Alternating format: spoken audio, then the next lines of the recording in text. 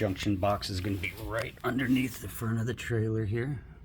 See, hiding behind there, I already took the cover off. Cover comes off with 2 screws, nothing fancy. Alright, the front of the trailer is going to be this direction, which should be down in the video, and the back of the trailer towards the galley is going to be up this way.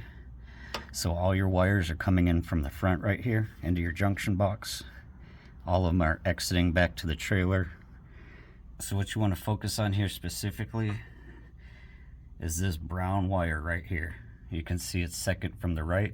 Remember, make sure you turn your power off first, because if you jump any of these, you're going to get a spark most likely. But if you look real close there, you can see it says brown. Those are going to be your running lights.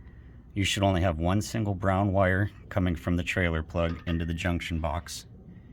One wire to your brown here, and one single wire, the brown coming out, going back to the marker lights. What you're generally going to see is red is your battery power coming in. Yellow is going to be left turn signals or brakes.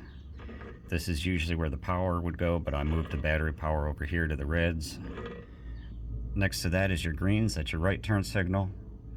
Next to that, your browns, your running lights, which we're trying to troubleshoot.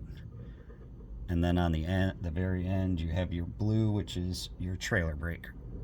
And there's one missing here because it's a 7-way and we only have 6, and that would be the reverse lights, because there are no reverse lights on our trailers. So there you go. Take a look at that brown wire. Make sure nothing else is on this post right here with the brown wire. And if there is something else on this post with the brown wire, you're going to want to isolate it so it looks like this. One running wire in, one running wire out.